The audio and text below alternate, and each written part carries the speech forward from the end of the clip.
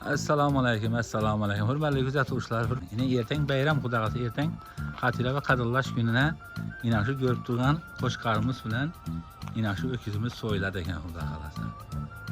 Yine göğüşeyim ben de sesle şıkalan bulma kararı. Koya karadenize koya, bu dümmeye karan. Tüfelem yine. Bakkana da rahmet bana, bakkanlar rahmet ey. Navudak tuttu bu ey, gel bana al beni yedep tuttu bu ey. Öküze karan öküze. Yine şu öküzümüz bilen şu koşkarımız erten şu gaybı kasapxanasında erten soyladı Xuda halasa. Azam bilen geleveresler erten bayram Hatire ve Kadırlaş gününe ikisi soyladı şu. Yine öküz. Yine mazalı göğüşeyim ben diyen adam.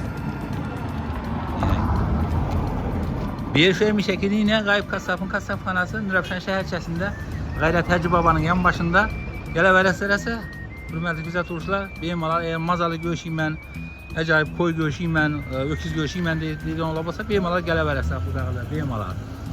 Azalda kütemiz Xudağlar emmengisi yetenek Hatire Beyran bilen tebrikliyimiz. Sağ olun, selamet olun asa. Gel buna gel yine dümmeye kara kara, bak yine.